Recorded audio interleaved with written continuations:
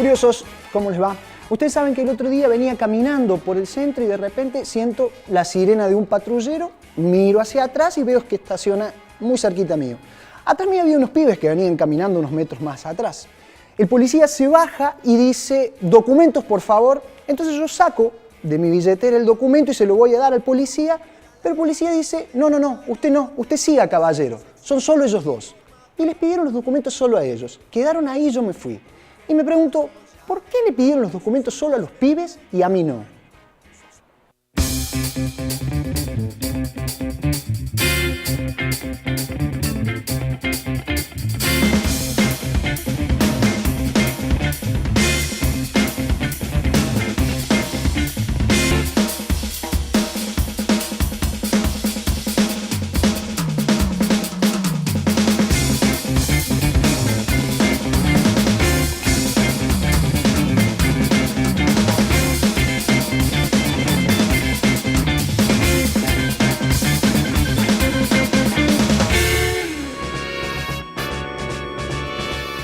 Hola curiosos, ¿cómo les va? Bienvenidos a este programa que se llama Curiosos por Naturaleza. Hoy vamos a hablar de seguridad. Para muchos cordobeses, seguridad es sinónimo de poner más policías en la calle. Sin embargo, la situación de la policía y en particular la relación de los jóvenes con la policía es un punto bastante complicado de abordar en nuestra provincia. De hecho, casi nunca se hace desde una perspectiva de los derechos humanos. Para eso está para hablar con nosotros Valeria Plaza, que es profesora de la Facultad de Ciencias Sociales y además becaria postdoctoral de CONICET. Vale, bienvenida a nuestro programa. Hola, ¿qué tal? Un gusto que estés acá. Gracias. Vale, los controles policiales excesivos, discrecionales y hostigantes, podríamos decir, sobre la población, por sí mismos no generan o no ponen en riesgo la paz social. Sí, me parece que además la palabra que utilizaste es clave, pensarlo como excesivo o como abusivo, porque nadie podría discutir que la policía tiene que intervenir en la vía pública y que tiene que realizar controles para lo que nos interesa a todos los ciudadanos, que es prevenir que todos evitamos ser víctimas del delito. Sin embargo, lo que sucede en la ciudad de Córdoba, que sucede también en otras ciudades, pero sobre todo en este contexto, en los últimos años que venimos mirando con mucha preocupación, es que hay mucho personal policial, digamos, hay mucha policía en la ciudad de Córdoba en relación con otros contextos urbanos, y que el personal policial se dedica justamente a realizar prácticas que son denominadas como hostigamiento policial. Lo realiza justamente solo sobre algunos sectores sociales, y estas prácticas, que podamos ponerle el nombre que quieran, pero podemos acordar que son violentas, son humillantes, son abusivas, generan en esos jóvenes destinatarios de estas prácticas, que son muchas veces interacciones muy frecuentes, interacciones desde temprana edad, e interacciones que rozan la ilegalidad también, generan, creo yo, un clima de violencia social que es justamente lo contrario que los ciudadanos queremos cuando demandamos seguridad, ¿no? Sin embargo, creo que la policía también tiene instrumentos por los cuales actuar. No sé, el antiguo código de faltas o los códigos de convivencia también capacitan de alguna manera a los policías a hacer este tipo de cosas, ¿no? Sí, habilitan, o en algún punto lo que podemos decir es que me parece interesante pensar, primero, no al policía como un individuo que decide realizar este control porque no tiene nada más que hacer, sino que después del fallo Márquez, que comprueba que había un comisario, pero todos sabemos que era una práctica frecuente en muchos otros comisarios de hacer número, ¿no? La actividad policial va a estar remunerada o se le va a dar beneficios como franco, etcétera, en virtud de que haga número y no importa cuál era la causa por la cual había detenido el joven. Y esta idea de que entonces no es un policía solo, y no es solo la institución policial, está inserto en una política de seguridad definida por el actor ejecutivo y muchas veces también por el actor legislativo, que sanciona leyes que, como vos bien decís, habilitan esta práctica violenta, ¿no? Bien, entonces vamos a seguir hablando con Valeria porque la verdad que el tema da para mucho, pero ahora llegamos al momento del primer corte. Nos quedamos un ratito más, ustedes no se vayan, que ya volvemos. Bandera preparada para justicia reclamar, que no desaparezca nadie más en democracia.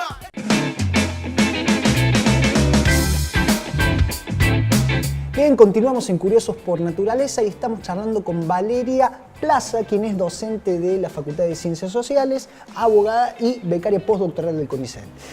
Vale, no sé, ¿cuál es el concepto de seguridad desde el cual se hacen políticas específicas para seguridad, no? Bueno, claramente el concepto puede significar muchas cosas al mismo tiempo y es un problema, ¿no? Entonces, por lo tanto, siempre corresponde o es interesante poder intentar delimitar su campo de acción para que no sea todo y no sea nada al mismo tiempo. Sin embargo, uno podría sostener que el concepto en el cual se basan las políticas públicas de seguridad en el contexto cordobés, argentino y latinoamericano, y quizás incluso últimamente a nivel mundial, tienen que ver con un concepto más bien restringido, donde solamente se va a preocupar por aquellos delitos violentos o callejeros, es decir, no todos los delitos, sino solo una porción de esos delitos, y donde va a estar centralizada la acción del personal policial, que es una de las agencias del sistema penal. El sistema penal está compuesto por el Poder Legislativo, el Ejecutivo y el Judicial. Sin embargo, como las políticas públicas de seguridad están más focalizadas en esto, en lo que hace la policía y dirigidas sobre todo centralmente a mejorar o dicen que están dirigidas a mejorar la efectividad solo con algunos delitos. Esto me parece que es un concepto restringido. Sin embargo, hay que estudiar esto, estudiar lo que hacen las políticas públicas de seguridad, lo que hace la policía y cuáles son los delitos que se va a preocupar por perseguir para poder pensar en otros paradigmas, yo creo, superadores, más democráticos, incluso más eficientes. Y hablando de eso, del tipo de delitos que nombraste hace un ratito, no sé, hay quizás estereotipos de delincuentes, ¿no? ¿Quiénes son los individuos peligrosos o estos delitos a los que hay que perseguir, o que este tipo de concepción de la seguridad son los que principalmente ataca, por decirlo de una manera? Yo creo que el sistema penal en general es selectivo desde que empezó a existir el sistema penal. Eso me parece que también está bueno para no pensar que ahora sucede todo lo malo y que siempre fue distinto, sino que desde que existe el sistema penal hay muchos investigadores o politólogos que analizan esta idea de que en realidad se crea para generar un control social sobre algunos sectores poblacionales. Entonces siempre existieron delitos cometidos, son los delitos de cuello blanco, cometidos por sectores más poderosos que no van a ser investigados por el sistema penal, cuya razón de ser era otra. Sin embargo, yo creo que el dato característico desde que empezamos a hablar de la seguridad, o el auge de la seguridad, que es a partir de los 80 en Europa y a partir de los 90 en Latinoamérica y Argentina, es que se exalte esa práctica. Entonces ya directamente se pasa en el plano sobre todo discursivo, en el plano de lo simbólico, a hacer efectivamente de lo único que se va a ocupar el Estado, donde van a ser entonces estos delitos donde está implicada la propiedad y sobre todo restringe el campo de acción solamente la propiedad en la vía callejera. Y si uno trabajara desde el sentido más común del ciudadano, y que a mí me parece siempre interesante recuperar esa idea del sentido común del ciudadano, en realidad lo que nosotros tenemos miedo, o lo que más miedo nos preocupa desde que Hobbes empezó a estudiar la idea del Estado, el Estado moderno, es tenemos miedo a perder la muerte violenta, y además, en todo caso, hablando en términos del capitalismo, protegemos aquellos bienes que más nos costó conseguir, digamos. Entonces, si uno le pregunta a su vecino o a nosotros mismos nos preguntamos, nos da miedo nuestra vida, la vida de nuestros seres queridos, y nos da miedo el ingreso a la propiedad donde uno puede estar pernoctando, o nos da miedo el ingreso donde la violencia tenga un grado de implicancia simbólica. Entonces me parece que es importante reconocer que en todo caso, para ponernos de acuerdo de qué hablamos cuando hablamos de seguridad, lo que nos va a preocupar es el grado de violencia por el cual se desarrollan algunos delitos, y podríamos decir que en todo caso no van a ser solo el robo o el robo a mano armada, sino que en general incluso yo incluiría los homicidios como uno de los delitos que más nos preocupan a los ciudadanos, ¿no? Sí, tal cual. Vale, ¿y el hilo se corta siempre por lo más fino, digamos, en temas de seguridad y de políticas criminales? Y uno ahí se preguntaría, bueno, ¿por qué entonces el sistema penal o la policía, que es la que ejecuta la selectividad del sistema penal, va a ir siempre por los mismos? Que pueden ser, en su momento eran desde el principio del centenario del país los inmigrantes, después eso se fue cambiando, el estereotipo de peligrosidad se fue modificando a lo largo del tiempo. Exactamente, y hoy es el joven morocho de determinados, yo más que diría de sectores sociales, de determinados barrios de la ciudad incluso, porque la cuestión racial es difícil de establecer en estas sociedades tan multirraciales en las cuales existimos. Ser inmigrante también va a ser un factor. Sí, seguro, hoy en día también. Exactamente, de peligrosidad. Ser una trabajadora sexual o un trabajador sexual también. Hay otras especies de discriminaciones inherentes en las sociedades que se aplican también dentro del sistema penal. Y uno dice, bueno, ¿por qué se va a ir a fijar en estos jóvenes o en estos inmigrantes o en estas otras categorías establecidas y no en los otros que cometen delito? Podríamos suponer fácilmente que quizás al ser los sectores más débiles socialmente son los que menos recursos tienen después. Sí, para poder defenderse o para poder hacer escuchar su voz. Vale, ¿qué te parece si vamos a ver Curiósicos, que es un micro que hacen José y Diego, que esta vez estuvieron en Tribunales 2, en una muestra que se llama Entre altares y pancartas, una muestra sobre un tema del que se habla mucho y en realidad del que se sabe poco, una muestra sobre el gatillo fácil. Vamos a ver.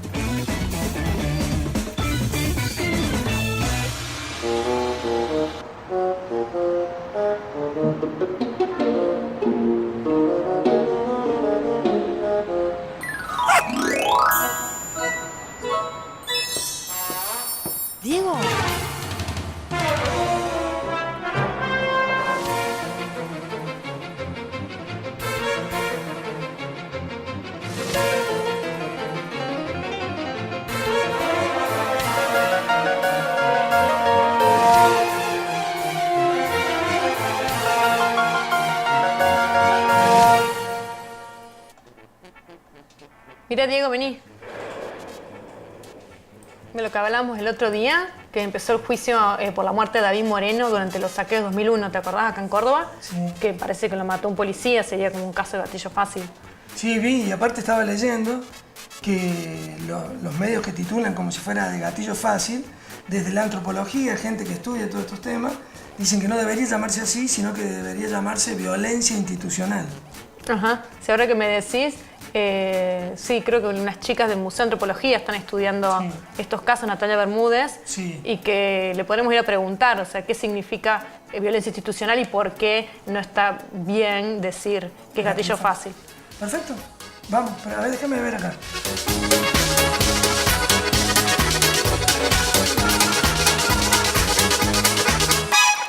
Bueno, esta muestra ha empezado desde hace varios años, funcionando en articulación con distintas organizaciones de derechos humanos, HIJOS, el Archivo Provincial de la Memoria, el Museo de Antropología, algunos investigadores del Instituto de Antropología de Córdoba y familiares de distintos barrios y también de distintas organizaciones.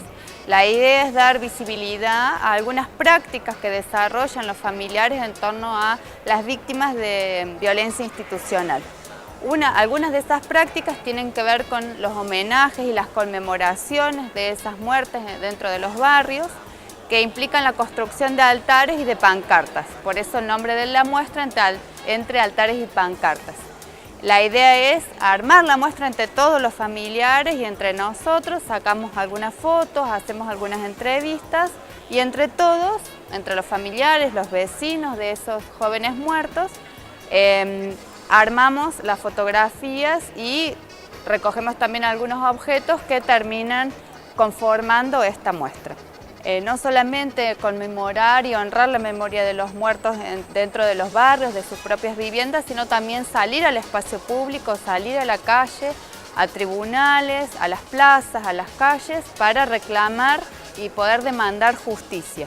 Entonces nosotros tratamos de potencializar y acompañar ese proceso y acompañarlos también en ese camino, ¿no? En realidad la categoría gatillo fácil parecería dar cuenta de que estamos hablando de actos irracionales, individuales, que forman parte de algunas personas puntuales. Y en realidad lo que nosotros marcamos, llamándolos violencia institucional, implica, por un lado, las continuidades con el pasado reciente. Muchos de los policías que forman parte actual de la planta han sido formados en los 70, en época de dictadura, y las prácticas que llevan a cabo también refieren esas continuidades con ese pasado. Entonces mostramos que es más estructural, que no tiene que ver con policías individuales y tampoco pretendemos demonizarlos, sino por el contrario, cuestionar las prácticas políticas y de seguridad que están sustentando sus formaciones y sus trayectorias.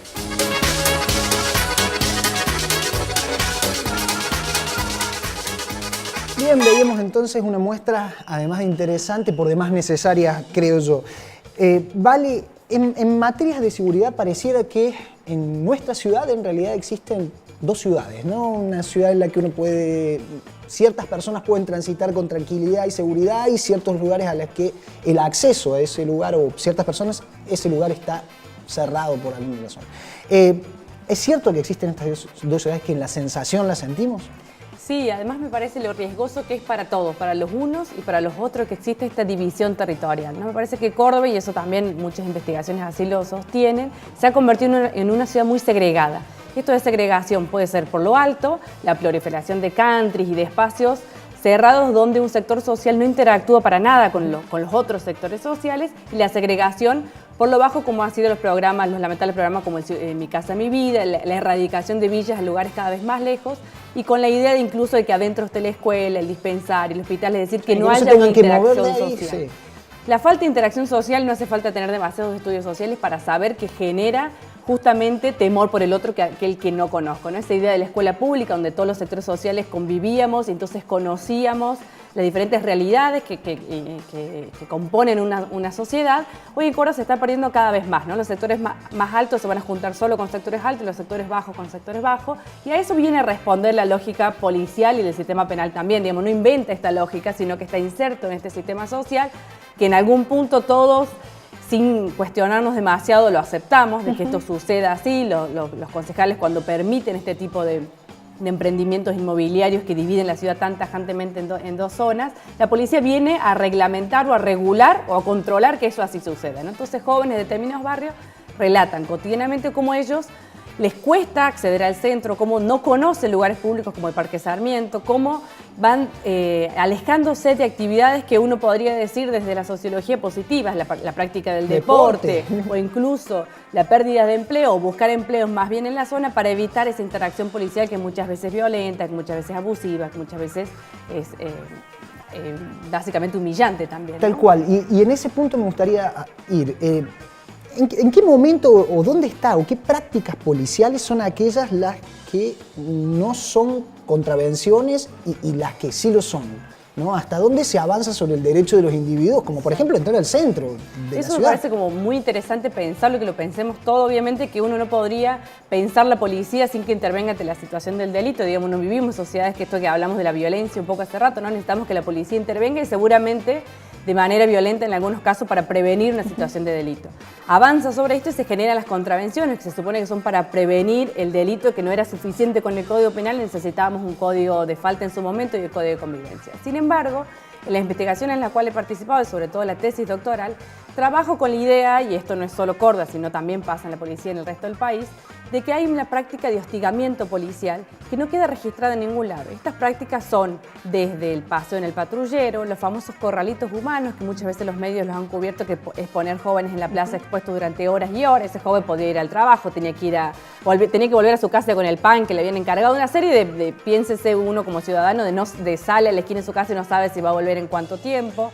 Esto que yo decía, los controles permanentes de cada vez que yo ingreso o egreso del barrio, que me tiren los libros al piso, digamos, que me pidan los papeles del celular, cuando la mayoría de nosotros no andamos con la factura que acredite la titularidad de este tipo de bienes, digamos, este tipo de prácticas policiales, que si bien uno diría, bueno, claramente, si la toma aisladamente no son tan vulneratorias de derecho como una detención que lleva días, en el caso de contravención. Todos los días la misma práctica va ejerciendo algún tipo de presión también en los chicos, ¿no? Y no tenemos control ciudadano sobre esas prácticas porque no están registradas en ningún lado. O sea, uno las puede registrar del relato de los jóvenes, que muchos de ellos inician algunas acciones legales, pero la mayoría de ellos no, digamos, surgen de estas investigaciones más cualitativas que emprendemos, e incluso me propongo trabajar, investigar desde la policía, también el personal policial puede relatar estas prácticas que, para pensarlo desde la otra cara de la moneda, piénsese el policía con vocación de prevención, de intervenir en la sociedad en términos de prevenir el delito, de que esté la mayor parte de su tiempo ocupado haciendo estas cosas, también le genera sacar tiempo de perseguir realmente los delincuentes. Lo que se supone que tiene que hacer, ¿no? Bueno, Vale, la verdad que ha sido súper provechoso charlar contigo, nos quedó un montón de cosas por hablar, pero espero que vengas en otro programa, ¿sí? Bueno, muchísimas gracias. Te vamos a regalar un librito con cuadro de nuestra librería amiga. A ver, mira, el jugador científico, el por qué perdemos en la lotería, en la ruleta y demás. Te agradecemos mucho haber estado acá. Muchas gracias a ustedes. Nosotros nos vamos a un corte, pero no se vayan porque todavía nos queda el último bloque, Curiosos por Naturaleza. Ya volvemos. Porque en mi hogar la verdad es que solo encontré soledad.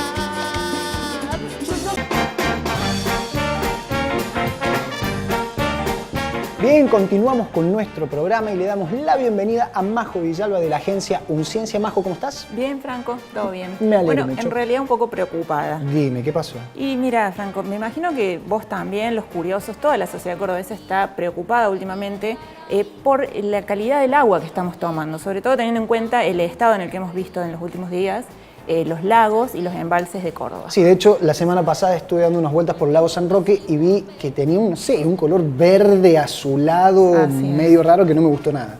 Bueno, justamente esa fue una gran señal de alerta para toda la sociedad y justamente la nota de Unciencia que vamos a contar ahora habla de una investigación realizada por un grupo de investigadores de la Facultad de Ciencias Químicas y también del Instituto de Mario Gulich, que depende de la CONAE y de la UNC, y esta investigación lo que hace es comparar imágenes satelitales, fotografías satelitales, para saber cómo está funcionando un sistema de aireación artificial que está colocado en el lago San Roque desde el año 2008. Un sistema de aireación. Che, contanos un poco de qué se trata este sistema. Bueno, se colocó en agosto del 2008 y son 7 tubos de 1 kilómetro de largo que lo que hacen es expulsar aire presurizado. Están colocados en la garganta y en los vertederos del lago a diferentes profundidades y el objetivo dispositivo que tienen es bastante sencillo. Ellos, a través de estos tubos, se aporta el oxígeno necesario para que una bacteria especial descomponga lo que es la materia orgánica. Bien, ¿y sirve de algo, digamos? ¿Ayuda a bajar el nivel de algas? Bueno, justamente la CONAE está ayudando a tomar estas fotografías satelitales y se compararon ya, una fotografía del año 2004 con una del año 2017. Ahí estamos viendo, de hecho, la foto de 2004 y 2017. Bien, en donde allí lo que se puede ver es que la cantidad de algas realmente se ha reducido, Bien. eso sí. Pero paralelamente también se está investigando que la calidad del agua se ha deteriorado. Entonces, la conclusión general es que si bien el sistema sirve, no estaría alcanzando, no estaría siendo suficiente. Además, en sintonía con este estudio, también están los monitoreos que mensualmente hace el Instituto Nacional del Agua, que lo que determinó es que entre agosto del 2016 y marzo del 2017, es decir, hace poquitos meses, el agua del lago San Roque específicamente ha ido de un estado regular a crítico. Bueno, entonces todos estos estudios están dando de alguna manera señal de alarma para que le prestemos atención y sobre todo a la gente que es la que toma las decisiones, ¿no?, de poder contribuir a tener un agua más pura o más saludable para toda la población. Así es, Franco, los científicos están haciendo su trabajo, investigan, tienen las pruebas. Ahora lo que hay que hacer es tomar una solución y resolver este problema urgentemente, creo yo. Claro que sí. Majo, ¿qué te parece si vamos a ver ahora el ojo curioso que esta vez anduvo por el Museo de la Reforma? Vamos a ver qué encontraron ahí.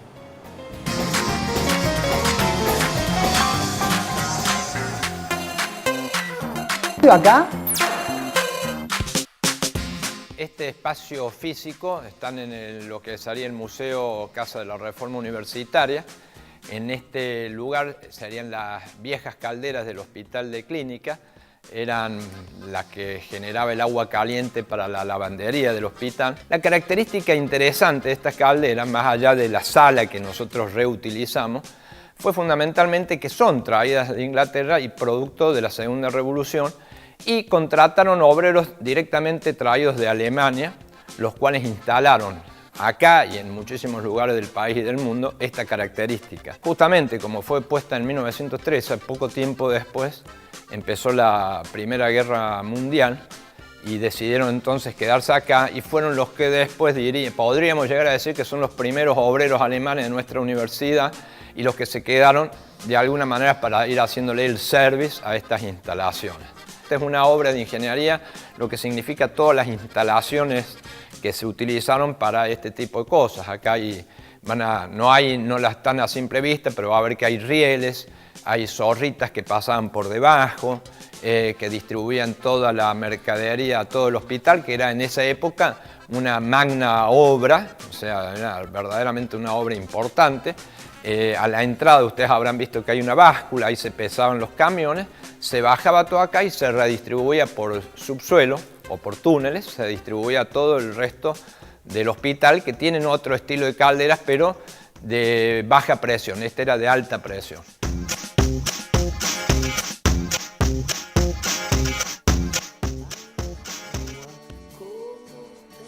Bien, veíamos entonces las calderas del Museo de la Reforma que ayudaban a tener la ropa limpia para el Hospital de Clínicas. Realmente muchísimas historias, ¿no?, alrededor de todas las cosas que podemos ver en los museos de la universidad. Tal cual, para visitar entonces los más de no sé cuántos museos que tiene la universidad. Sí, bueno, este particularmente está en el barrio Clínicas, sí, y se puede visitar siempre, como todos los museos de la universidad, hay variedad de cosas para ver. Sí, como siempre, siempre la propuesta cultural de nuestra universidad abierta a toda la población cordobesa. Majo, llegamos al final del programa del día de hoy. Nos vamos a ver la semana que viene. Nos vemos la semana que viene, siempre con noticias de ciencia en Córdoba. Perfecto, me encantó. Nosotros les decimos que, como siempre, esperamos haber estado a la altura de su curiosidad y que nos encontramos de nuevo la semana que viene con esta cita obligada con la ciencia, Curiosos por Naturaleza. Chau, chau.